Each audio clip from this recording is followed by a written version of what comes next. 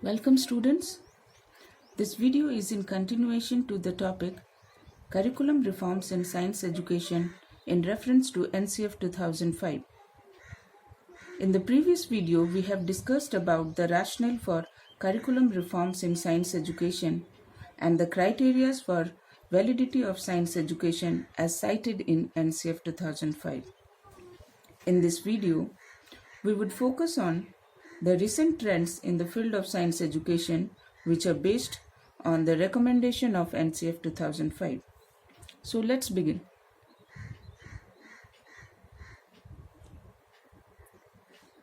One of the major changes in science education is the pedagogical shift. Pedagogy deals with strategies and practices concerning organization of teaching learning activities in a classroom. There has been a pedagogical shift from science as a fixed body of knowledge to the process of constructing knowledge. Constructivist approach of learning. NCF 2005 remarks, knowledge construction is an evolving process and learner constantly develop knowledge by actively participating and utilizing his or her previous experiences. So emphasis is on active participation of learner. The teacher in constructivist curriculum is a provider of the learning environment and a facilitator of learning. Learner-centered syllabus. Based on the reports of Learning Without Burden and NCF 2005, the information load in syllabus is reduced. Age-appropriate concepts are included. Learner is expected to develop skills in the process of science rather than acquaintance with content of science. Training in scientific method. Emphasis is on hands-on and inquiry-based experiences. Hands-on means experience of doing or using something rather than just reading or learning about it. More and more problem-solving situations are presented or created for learners so that they can explore the world around them and develop their skills like observation, formulating hypotheses, data collection, drawing inferences, etc. Diversity, inclusion, and planning teaching learning activities. A classroom is very diverse in nature. It normally consists of learners having multiple skills, intelligence levels, and learning styles. Also, there are learners from different caste, religions, backward classes, learners with learning disabilities, and learners who need special assistance. A teacher plans various teaching learning activities that suits the individual needs of the learner and promote meaningful learning of science. Different learning strategies. Different learning strategies like peer learning, collaborative learning, concept mapping, experiential learning, cognitive conflict, analogies, etc. are used for transaction of knowledge. Textbooks and other learning resources. Textbooks function as an important resource for knowledge construction. Factual information is reduced. Provide learner challenging situations and activities.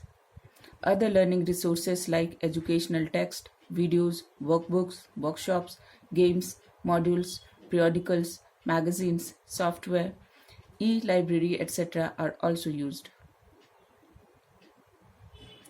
Multiple assessment strategies. Continuous and comprehensive evaluation is being implemented. Continuous refers to assessment of learners throughout the academic year, and comprehensive means assessment of overall aspect of learners including curricular, co-curricular, and personality attributes. Emphasis is on assessing the understanding and application level of learners in place of testing the rote memorizing capabilities. Various non-testing tools like activities, experiments, portfolios, presentations, project works, assignments, self-evaluation, etc. are adopted. Use of ICT. ICT, Information and Communication Technologies, is an umbrella term that includes information and communication devices, or applications or services encompassing radio, television, cellular phone, computer networks, satellite system, and so on. Extensive use of various ICT resources and e-learning apps has led to ubiquitous learning. Ubiquitous means anytime, anywhere. So here is a summary of what we have discussed.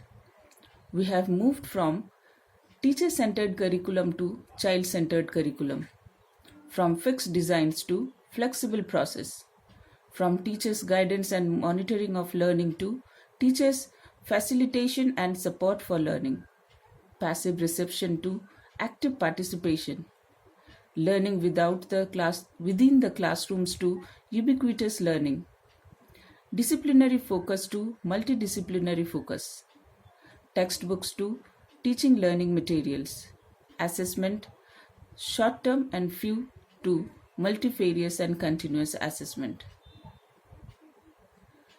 Students, the holistic development of a country not only lies on the advancement in the field of science and technology, but also on the rational and critical thinking of its citizen. That is why science is taught as a compulsory subject in schools. Also in our constitution, the development of scientific temper is included as fundamental duty. So being a science teacher trainee, you must realize these responsibilities and work harder. Thank you.